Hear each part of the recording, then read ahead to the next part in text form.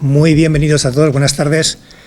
Yo solamente voy a hacer realidad lo que se hizo público en cartelería, ¿no? Y en aviso de otras redes de la jornada informativa que vamos a tener hoy, que hemos empezado hoy. Gracias a todos por asistir, como digo, y sobre todo también pues a las personas que nos van a presentar el proyecto, los líderes de esta actuación, que van a ser los que van a explicar detenidamente el proyecto y que luego al final pues cualquier duda que hubiera pues se podrá cuestionar. Este proyecto es un proyecto de recuperación del espacio fluvial del río Aragón, desde la confluencia con el río Arga hasta su desembocadura con el río Ebro, que coincidiría con unos términos entre Villafranca y Milagro de un meandro con planificación que luego explican con detalle, ¿no? De tal manera que pueda ser una estrategia interesante para la conservación y reducción del impacto de inundaciones futuras. Como digo, la presentación de las personas que nos van a comentar el proyecto las pueden hacer directamente cuando les toque el turno para no confundirnos y para identificarnos en ese momento con la conversación. Y simplemente esto, ¿no? De nuevo, aunque a veces nos cuesta movernos mucho en este tipo de acontecimientos, creo que es importante conocer las actuaciones futuras y compartirlas con todos para que todos vayamos en la misma dirección o más aliados, si acaso.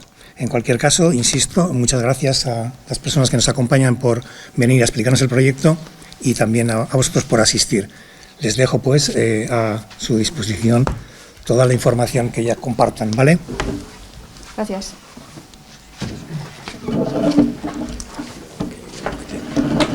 Bueno, buenas tardes. Venimos de Villafranca. Ya hemos estado antes allí y esta actuación se engloba en un proyecto mucho más amplio y me tocaba a mí hacer la introducción de qué es este proyecto más amplio. Se llama el proyecto La Inadapta. Este proyecto va de cambio climático y va de adaptación al cambio climático, viendo lo que ya es inevitable, que está aquí, que está sucediendo y que puede suceder en un futuro, intentar anticiparnos para que lo que venga no sea tan negativo, o sea, intentar paliar esos efectos posiblemente negativos.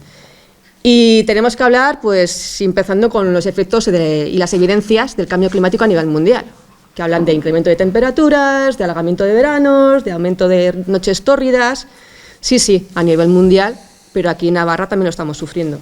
Y lo que está detrás de estas gráficas, esos coloritos que hay por detrás, aquí no lo veis porque está muy lejos, pero abajo vienen todos los años, desde 1800 y pico, que hay registros, hasta el 2023. Los rangos de más calor, o sea, más rojos, indican temperaturas más elevadas. Y si os fijáis, desde el 2006 hasta ahora, las temperaturas son mucho más elevadas que los registros que existen históricos. Y eso tiene sus consecuencias. Los cambios de temperatura tienen sus consecuencias. Los cambios en precipitación tienen sus consecuencias. Y se producen pérdidas en bienes por inundación, pérdidas de recursos, cambios en distribución de especies, etcétera, etcétera. No me voy a alargar, pero en Navarra eso también está sucediendo. Si tuviéramos en cuenta, con los dos gráficos de la izquierda, son datos observados de estaciones meteorológicas de Navarra, y los de las derechas son aplicación de modelos matemáticos a lo que podría suceder con los datos observados en un futuro. Lo que estamos viendo es que en el segundo rango de datos, que es un periodo entre 1991 y 2019, son colores mucho más rojos, o sea, temperaturas más elevadas que los primeros, que son datos de 1961 al 90. O sea, estamos viendo que cada vez las temperaturas medias son más elevadas. Y proyectando al futuro, lo que observamos no es mucho mejor, es decir, que aún se ve que las temperaturas medias van a incrementarse muchísimo más, es decir, ya en 2021-2050, en zonas, por ejemplo, del norte de Navarra, se están registrando temperaturas medias que estamos observando en Tudela. Y en precipitación igual no se ve tanto la diferencia. Estas líneas unen las líneas de precipitación similar, pero se ven cambios, porque si veis las zonas más áridas, esas líneas y segmentos que unen precipitaciones iguales van cada vez más arriba. Es decir, ya estamos viendo aquí precipitaciones que son las que se han estado registrando o observando en zonas como, por ejemplo, en Tudela. Y me voy más allá todavía. Esos son datos en los que nos están diciendo que en datos observados las temperaturas medias han incrementado bastante, del 11,4, 12,1, 13,2 a 14,5 en un futuro. Esto parece que es poco. Hablamos de 0,23 grados, 0,29, 0,34, pero en especies, por ejemplo, es muy importante y en cultivos, sobre todo, también. Y en paisaje, esto también pues, tiene su aquel. Si estuviéramos observando los datos, por ejemplo, que son los que hemos estudiado nosotros en la escuela toda la vida, del clima árido, el clima de la zona media, el paisaje, las zonas atlánticas, los Pirineos, etcétera, etcétera, lo que estamos viendo es que a día de hoy, zonas, por ejemplo, muy pirenaicas, con el ambiente típico de los abetos, etcétera, es que en un futuro no muy lejano no lo vamos a tener. Y eso es lo que nos dicen los modelos, que también en zonas atlánticas, la zona típica del hayedo, etcétera, etcétera, también puede llegar a desaparecer. Y es que estamos viendo que también tiene su relación con otros impactos, como puede ser, por ejemplo, en el número e intensidad de incendios forestales. Eso es un incendio del Monte Ezcaba, en Villava, hace muy poquitos años. Pero es que si veis esa gráfica, lo que muestra es la superficie quemada en Navarra, que ha aumentado muchísimo solamente desde el año 1987 hasta ahora. Esa gráfica, ese valor elevadísimo que se sale casi de madre, ¿no?, es del año 2022. Y está cambiando también la forma de llover. En la gráfica de arriba lo que hemos querido mostrar es que a nivel global lo que nos dicen es que la precipitación total en Navarra va a disminuir, la que llueve a lo largo de todo el año. Los datos observados nos lo dicen, pero es que la proyección a futuro nos dicen que va a ser todavía peor. Pero cambia también la forma de llover, y vosotros y vosotras lo estáis viendo. Cada vez llueve de forma más torrencial, con precipitaciones más intensas, con más cantidad, y los días que llueve muchos más días seguidos. La gráfica de abajo lo que muestra es la precipitación máxima en una hora, desde el año 1995 hasta la fecha. Si veis, hay una tendencia ascendiente y cada vez en la gráfica es un poquito más elevada. Quiere decir que cada vez hay más días en los que llueve mucho más en una hora y cae más cantidad de agua en esa hora. Claro, hay que tener en cuenta que llueve mucho en una hora, pero otra cuestión es cuánto puede evacuar nuestros ríos esa agua precipitada, ¿no? Cuánto pueden ser capaces de llevar y cuánto pueden ser capaces de evacuar. Y si hemos construido en zona inundable, pues lo tenemos más complicado, ¿no? Librarnos de un efecto de una inundación. Eso también es, por cierto, Villava. Y hay más impactos. Se están viendo más sequías, más intensas, más duraderas. Hay cambios en el polen. Las personas que tienen alergia al polen lo pasan peor, porque cambian las condiciones de temperatura y precipitación y tenemos más polen en más tiempo, durante más tiempo. Hay especies que sacaban el polen antes, o sea, en un momento concreto, ya lo están sacando antes y lo tienen durante muchísimo más tiempo. Entonces hay muchísimas personas alérgicas que lo están pasando peor. También hay efectos en los bosques. Estamos viendo que hay especies que están muy sensibles, que son mucho más sensibles a cambios de precipitación, de sequía, de temperatura. Ahora tenemos bosques que se secan, etcétera. Yo creo que estamos ya todo el mundo acostumbrados a que cada vez hay más olas de calor y nos llegan las alertas de salud, pero es que cada vez son mayores. Y estamos encontrándonos con que llegan especies exóticas invasoras que antes llegaban aquí, no encontraban unas condiciones buenas de temperatura y de humedad, y ahora encuentran unas mejores y se quedan, como es el caso del mosquito tigre, que llegó hace unos cuantos años y ya está expandido por toda Navarra. Y el mosquito tigre en sí no es malo, la cuestión es que puede ser un vector de enfermedades tropicales. Bueno, el Gobierno de Navarra fue muy consciente de todo esto ya hace muchísimo tiempo y se puso las pilas y firmó un compromiso político en el año 2019 que se llama CLINA, la hoja de ruta de cambio climático, y propuso cumplir una serie de objetivos para que Navarra fuera más resiliente y contribuyera de forma menor a los efectos del cambio climático, ¿no?, que controlara sus emisiones. Y para trabajar la adaptación, lo que es inevitable, pidió ayuda a Europa. Y Europa respondió. Y se consiguió el proyecto LIFE-NADAPTA, siendo el primer proyecto europeo en materia de adaptación al cambio climático en una región aprobado por la Unión Europea. ¿Y esto qué es? Pues conseguimos 16 millones de euros, el 60% lo aportó la Unión Europea, el 40% el Gobierno de Navarra, para durante 8 años trabajar por la adaptación al cambio climático. En 6 áreas en concreto: monitorización y medio local, agua, bosques, agricultura y ganadería, salud, infraestructuras y planificación territorial, y todo lo que tiene que ver con explicar estos efectos, hablar con la ciudadanía, hacer sesiones de participación, etcétera.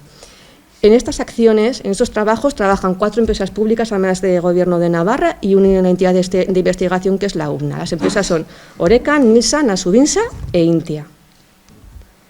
No me voy a poner a hablar de las 56 acciones, estamos aquí para hablar precisamente de inundaciones y concretamente lo que está sucediendo aquí, el proyecto que se ha preparado en el proyecto, por cierto, pero sí que quería dar algunas pinceladas de algunos resultados de algunas de las áreas. En concreto, 226 entidades locales de Navarra, que representan a más del 80% de los municipios de Navarra, están luchando por el clima y tienen unos planes propios adaptados a la realidad de su municipio. Y entre estos municipios está el vuestro, que decidió adherirse a esta iniciativa y trabajar en ello desde el año 2019. Por cierto, entre los objetivos que se planteaba o más importantes para trabajar, se encontraba precisamente el luchar contra las inundaciones. Por otro lado, se trabaja muchísimo en la adaptación al riesgo de inundación, no únicamente con el proyecto que se va a presentar aquí, sino con más cuestiones. Se han trabajado con algunos municipios que tienen más riesgo de inundación y se ha trabajado en los planes de emergencia, que están conectados a otros sistemas municipales y permiten que llegue la alerta ante una inundación por medio de SMS, sistemas, etcétera, para coordinar mejor la respuesta de protección civil ante una emergencia. Os lo he dicho antes, hay efectos en los bosques, igual a vosotros nos afecta, pero en la zona pirenaica hay masas enteras que se están muriendo porque los árboles no están resistiendo a estos cambios del cambio climático. Y en estas zonas, como por ejemplo pueden ser Salazar o Roncal, que dependen mucho de la venta de madera, esto supone un verdadero problema. Y se está luchando con ellos, trabajando una gestión forestal más adaptada a la realidad del cambio climático. Pero no solamente en Roncal y Salazar, también en otros montes de zona media y otras zonas de montaña. Y también se está impulsando el silvopastoralismo como lucha contra contra los incendios, para la prevención. En agricultura y ganadería se trabaja con cultivos resistentes a déficit de riego, se está testando qué variedades de cultivos pueden resistir mejor momentos de sequía y también se está trabajando con variedades nuevas para ver cuáles pueden ser las alternativas cuando no haya ninguna solución. Pero también se están recuperando las variedades tradicionales, las nuestras, las que son más adaptadas a nuestro clima, porque pequeñas variaciones del clima pues pueden soportar mejor nuestras variedades, las que son de aquí. Esta foto a mí me gusta mucho porque se ha hecho una recolección de semillas tradicionales de huerta con un montón de personas de diferentes pueblos, se ha sacado una guía y se han conservado las semillas que se llevan a las bibliotecas. De si alguien quiere utilizar semillas tradicionales puede ir a una red de bibliotecas y conseguir estas semillas y ponerlas en su huerto. Otros efectos también del cambio climático se ven en la salud, os lo he dicho antes, olas de calor, etcétera. Este es el mosquito tigre, lo he puesto así porque para que veáis que realmente es muy pequeño, porque la gente ve las fotos y se piensa que es un bicho muy grande, y se ha trabajado mucho con los centros educativos, en que coloquen sus trampas y muestren a ver si tienen mosquito tigre en sus localidades. Y otras cuestiones que se han hecho también tienen que ver con la adaptación a los medios construidos, infraestructuras, etcétera. Yo creo que a todo el mundo le suena ya el tema de las envolventes, ¿no?, térmicas para conseguir una situación de confort que haga que tengamos que consumir menos en la factura para conseguir unas mejores condiciones de calefacción, ¿no?, o de refresco en el hogar, ¿no? Pues se han hecho muchos testeos de los mejores materiales, se ha testado también en viviendas protegidas, se ha puesto en aplicación en algunos proyectos, etcétera. Y también se ha trabajado para ver cuáles son los obstáculos que se pueden encontrar a la hora de poner en marcha las comunidades energéticas, para ayudar a las poblaciones de Navarra para que sepan cuáles son sus obstáculos y cómo se puede solventar esos obstáculos y seguir adelante. Lo he dicho, no podía hablar de 56 acciones, he querido hablar de algunas pinceladas, y ahora le toca a mi compañero Luis Gato, de la Oficina de Cambio Climático, hablar de lo que hemos venido a hablar hoy aquí. Sí.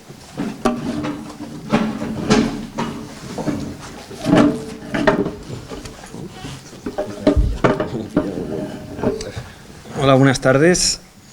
Bueno, dentro del proyecto LIFE Nadapta que ha explicado Isiar, existen diferentes áreas y una de ellas es la del agua. Y bueno, incluyen diferentes acciones y la número 6 es de redacción de anteproyectos, proyectos de recuperación del espacio fluvial como estrategia de conservación y reducción del impacto de inundaciones. Hay que dejar claro que es de redacción, es una fase previa, no es de ejecución, aunque se redactan con la idea de que se lleguen a ejecutar. Tienen como finalidad eso, el recuperar espacio del río, con el objetivo de minimizar el efecto de las inundaciones y también de incrementar los hábitats fluviales. Se ha actuado en 3 sitios, o sea, se han estado redactando proyectos y estudios de alternativas en 3 lugares. El primer sitio donde se redactó un estudio de alternativas fue en Valtierra, en el aislado. Luego en Caparroso se hizo un estudio de alternativas del río Aragón a su paso por todo el término municipal. Y se incluyó también un proyecto de detalle para restauración del Soto del Puente. Y luego ya se ha actuado en lo que es Valtierra y Milagro. Villafranca y Milagro, perdón. Con un estudio de alternativas desde la confluencia con el río Arga hasta la desembocadura en el río Ebro. Y completado con un proyecto de detalle en el soto que está entre los 2 términos municipales, que recibe el nombre de La Higuerilla, Soto Bajo y Soto de Arévalo. Sube más la voz, que no te llena. No, eso es para la tele, no para el fondo. Vale. Pues digamos que los 2 documentos que se han redactado es un estudio de alternativas del río Aragón desde su confluencia con el Arga hasta la desembocadura en el Ebro, y luego un proyecto de detalle en el soto que está en el límite entre los 2 términos municipales, el Soto de La Higuerilla, que también recibe el nombre Soto Bajo, y Soto de Arévalo. Entonces, esos 2 documentos los han redactado 2 gabinetes, IGEA y Graelsia. Y hoy está aquí pues Manuel Cayuela para explicarnos con detalle pues ambos documentos, y también está entre el público Luis para pues también presente. Y ya os dejo con ellos para que nos cuenten el proyecto. Sí. Está en el disco está, ¿no? No, está en el escritorio. En el escritorio ya. Sí. Vale. No me dejaba dar la proyección de diapositivas, a ver si te deja a ti. Curioso. Quita esto. Es que este ratón va rapidísimo. Esta. A ver si te deja ahora. Sí, ya está. A ver, allí se ve ya. Sí. Como presentación. Bueno, buenas tardes a todos. Como ha adelantado Luis, los trabajos han consistido en dos partes diferenciadas. Una primera en un estudio de alternativas a nivel de tramo entre la confluencia del Aragón y el Arga hasta la desembocadura en el Ebro, ¿vale? O sea, la idea es analizar un poco el comportamiento del río en situaciones de crecida y la problemática a nivel de tramo, porque lo que se ha visto es que adoptar soluciones o actuaciones en tramos concretos sin saber cómo se influye aguas arriba y aguas abajo, pues no tiene mucho sentido, ¿no? Entonces, como digo, pues primero se ha empezado por ese estudio de alternativas más global y luego ya se ha hecho un estudio de detalle de un tramo concreto, ¿vale? A mitad del tramo. Entonces, como parte del trabajo lo que se ha hecho es hacer un poco un análisis de un diagnóstico de cuál es la situación actual y pues la evolución que ha marcado este tramo del río Aragón. Entonces, en la izquierda podemos ver una imagen aérea del año 1956, lo que se llama el vuelo americano. Lo volaron los americanos antes de ubicar las bases militares.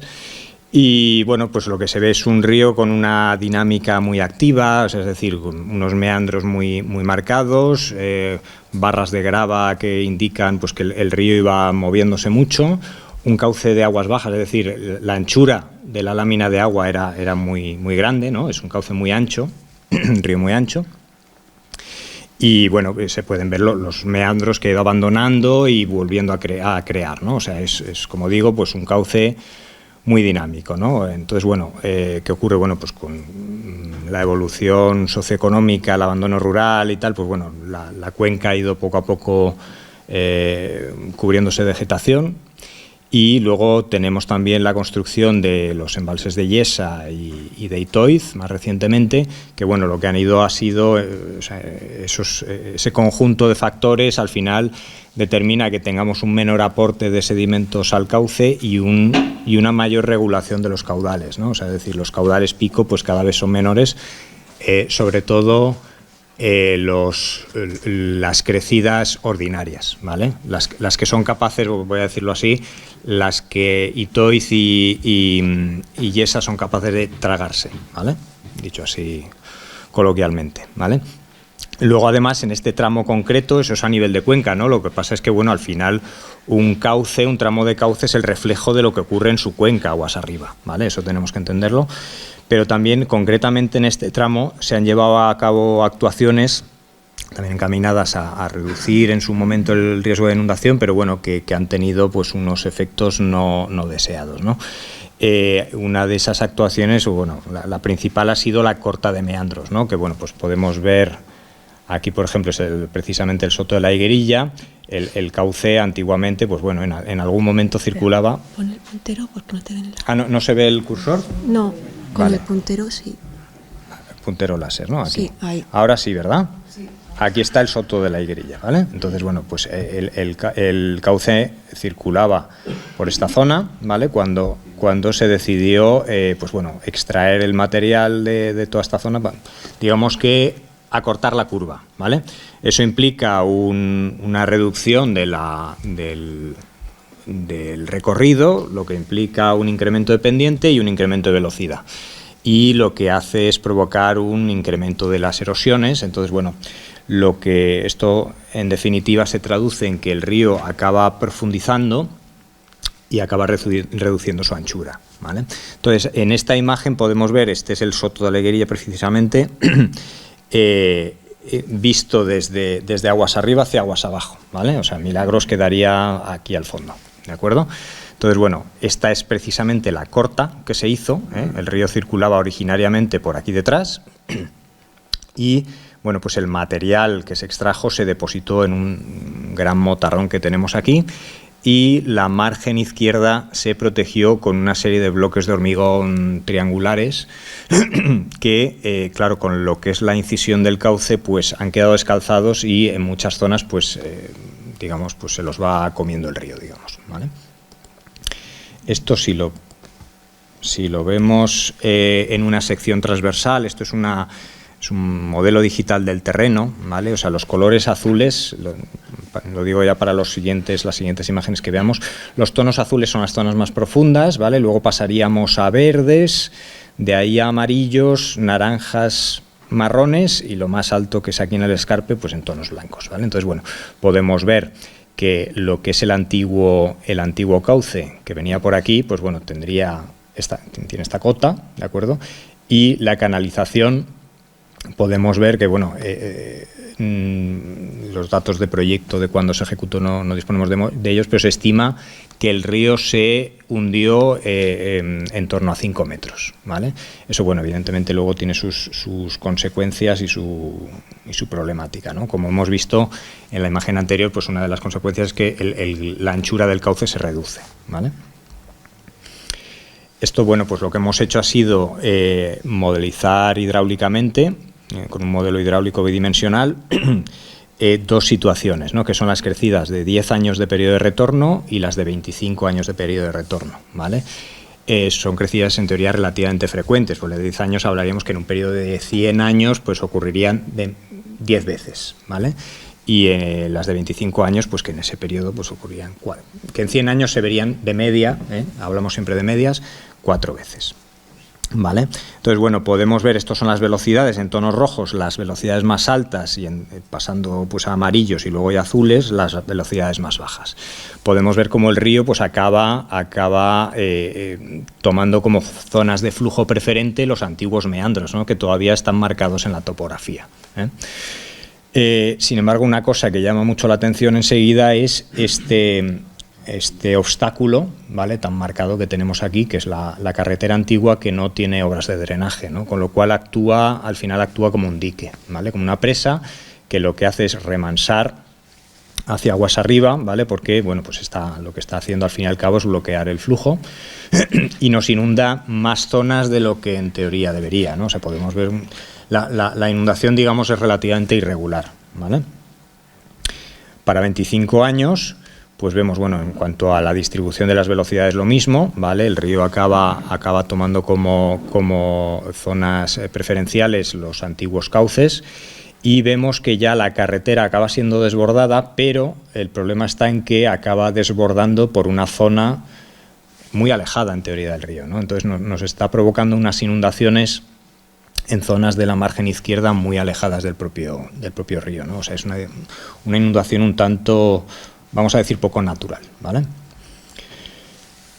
Bien, entonces, bueno, con esta problemática lo que se plantearon, bueno, se han estudiado 3 alternativas, no las he puesto todas, he ido un poco a la definitiva, pero bueno, por mencionar la primera, un poco como curiosidad, por así decir, la primera que se estudió fue un poco eliminar todos los obstáculos que tenemos en el cauce para ver cómo se comportaría, digamos, en una situación natural, ¿vale? Es decir, pues es un poco por decir hasta dónde podemos llegar simplemente eliminando obstáculos, ¿no? Hasta dónde se puede reducir la inundación eliminando obstáculos. Entonces, bueno, luego, pues a partir de ahí fueron aplicándose una serie de mejoras sucesivas, es decir, bueno, pues este no aporta nada, pues este lo quitamos, y se fueron corrigiendo cosas, ¿no? Entonces, al final, la alternativa que se demostró más ventajosa fue, pues bueno, por una parte tenemos una serie de eliminación de obstáculos transversales. Estos obstáculos al final son simples caminos un poco elevados, un camino que va, o sea, una acequia que va elevada y tiene un camino adosado, ¿vale? Las acequias, pues lógicamente, lo normal, si son en lámina libre, pues tienen que ir elevadas para poder regar los campos, lógicamente. Entonces, en algunos casos, pues pueden suponer un obstáculo, ¿vale? Entonces, bueno, se han seleccionado aquellas, en algunos casos son incluso ribazos más altos de la cuenta, ¿vale? Entonces se plantea, digamos, eliminar esos obstáculos, luego también tratar de permeabilizar.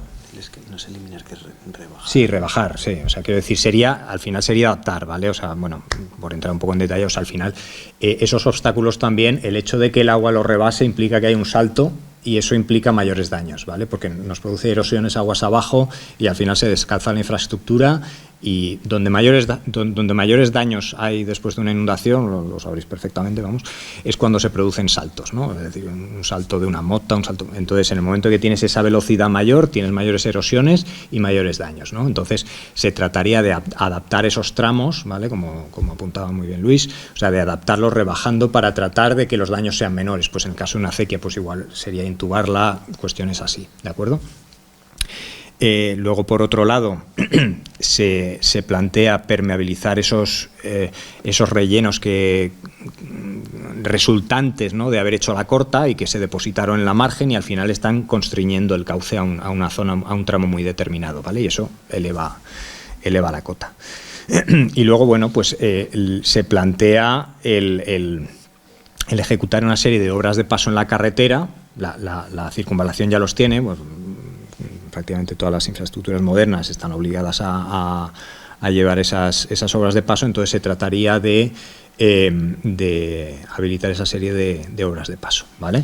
Y, claro, para dar salida a esas aguas, pues habría que, sería rebajar la mota de la margen izquierda, ¿vale?, para tratar de que no entre el agua para crecidas ordinarias, ¿vale?, pero que en el caso de que el agua llegue desde arriba tenga una salida que no nos produzca sobreelevaciones, ¿de acuerdo? Y para tratar de confinar, por último, la inundación, ¿vale?, pues lo que haríamos sería construir una mota de segunda línea, ¿vale?, más alejada. Bien, esto sería una actuación, un conjunto de actuaciones que rondaría un coste de 6 millones de euros. Como digo, bueno, pues es el objeto, esto está a nivel de estudio de alternativas, esto haría falta que luego contase con su estudio de detalle y tal, pero de alguna forma sirve un poco como análisis global a tener en cuenta de cara a, pues por ejemplo, ahora que está sobre la mesa hacer la concentración parcelaria de Milagro, pues pues bueno, detectar los problemas que hay y tratar de que las soluciones que se planteen vayan en esta línea, ¿no? Entonces, bueno, eso, las actuaciones, lo que hemos hecho ha sido evaluarlas a nivel hidráulico. Entonces, para crecidas de 10 años de periodo de retorno, a la izquierda tendríamos la situación actual. Vemos, pues bueno, la zona que se inundaba, digamos, por el remanso de la carretera, y a la derecha, vemos cómo tenemos tenemos una inundación mucho más homogénea, ¿vale? O sea, no tenemos grandes inundaciones artificiales, por así decir, ¿vale? Esto, si lo analizamos en la siguiente gráfica, lo que se muestra aquí es la diferencia de altura de agua, ¿vale? Entre la situación actual, o sea, entre la situación proyectada y la situación actual. Es decir, en tonos azules estaríamos rebajando la altura de la inundación, ¿vale? Y en tonos rojos estaríamos incrementando la altura de la inundación, ¿vale? Entonces, bueno, podemos ver que en general todo lo que supone la eliminación de obstáculos, etcétera, tenemos un predominio. Aguas arriba de la carretera todos son tonos azules, ¿vale? Y, bueno, pues aguas abajo, evidentemente, aquellas zonas que ahora mismo se había, digamos, obstaculizado el flujo por la carretera, pues ahora volverían a inundarse, ¿no? Esto para 10 años de periodo de retorno, ¿de acuerdo? En el caso de 25 años de periodo de retorno, pues bueno, vemos lo mismo, ¿no? Teníamos esta inundación tan curiosa, ¿no? Podríamos decir, ¿no? Porque es que se inunda lo que está casi más alejado, ¿no? de la llanura de inundación, haciendo parapeto, digamos, con el ferrocarril, ¿vale? Y bueno, pues con las soluciones planteadas, pues digamos que la inundación, digamos, queda confinada al espacio más próximo al río, que en principio sería lo lógico y esperable, ¿eh? Entonces, a nivel de ese análisis, ¿no? de las diferencias en la altura de inundación, pues lo que vemos es que, bueno, pues en la zona, bueno, aguas arriba, repito, pues igual, todo tonos azules, son todos rebajes. Reduciríamos mucho la inundación aguas arriba de la carretera, en toda la zona esta del apeadero antiguo y tal, y toda esa inundación tan alejada, ¿no? que iba contra el ferrocarril, ¿vale? Y en la zona, digamos, más próxima al río, bueno, eso ya desbordaba con este periodo de retorno. Entonces, lo que ocurre, bueno, que ahora se inunda con alguna cota algo superior. Pero estamos viendo que se puede ver un poco por la topografía, ¿no? Son antiguos meandros, etcétera, etcétera, ¿no? Que son, bueno, están actualmente cultivados, pero son las zonas que sería esperable, lógicamente, que se inundaran, ¿vale? Eso a nivel de estudio de alternativas, ¿de acuerdo? Entonces, si entramos ya un poco en el detalle del proyecto constructivo, pues nos hemos centrado en el Soto de la Higuerilla, en esa permeabilización o esa apertura, digamos, de los rellenos que actualmente confinan el cauce contra el escarpe, ¿vale? La ubicación, pues como podéis ver, se divide entre los términos municipales de Villafranca y de Milagro. Y aquí podemos ver un poco la topografía, ¿vale? El modelo digital del terreno, como comentaba antes, tonos azules más bajos, pasando a verdes, amarillos, luego marrones y por último los blancos, ¿vale? Entonces, bueno, aquí ¿qué podemos ver? Pues un cauce muy encajado, ¿vale? Contra el escarpe. Y se ve claramente que es un relleno artificial, ¿no? Por la forma, un relleno de muchos metros cúbicos de tierra, ¿vale? Digamos que constriñe el cauce, digamos, a este espacio, ¿vale? Claro, estamos hablando de un volumen muy importante, ¿vale? Que tendría, implicaciones económicas y ambientales importantes. Entonces, el proyecto lo que se ha planteado es tratar de favorecer al río para que vaya haciendo ese trabajo, ¿eh? Entonces, hemos detectado varias roturas, vamos a decir, o varias zonas donde el río ya entra, ¿vale? Y atraviesa, digamos, ese relleno. y lo que se trataría es de incrementar esas zonas por las que el río ya de por sí está abriendo paso y añadir algunas adicionales, ¿vale? Del mismo modo, pues para tratar de mejorar las condiciones ambientales y, bueno, tendría efectos hidráulicos positivos igualmente, pero mejorar las condiciones hidráulicas de la madre, para aumentar el hidroperíodo, es decir, el tiempo que permanece con agua, lo que haríamos sería abrir la madre hacia aguas arriba, ¿vale? El material que se extrayera, lo que haría sería, se depositaría en la embocadura justo hacia aguas abajo para tratar de fomentar la entrada del agua, ¿vale? Es digamos que ese relleno sería temporal porque el río, con la sed, vamos a decirlo así, la sed de sedimentos que tiene este tramo se lo iba a llevar rápido. Luego esto pues se combinaría con la adecuación de un sendero peatonal, ¿vale?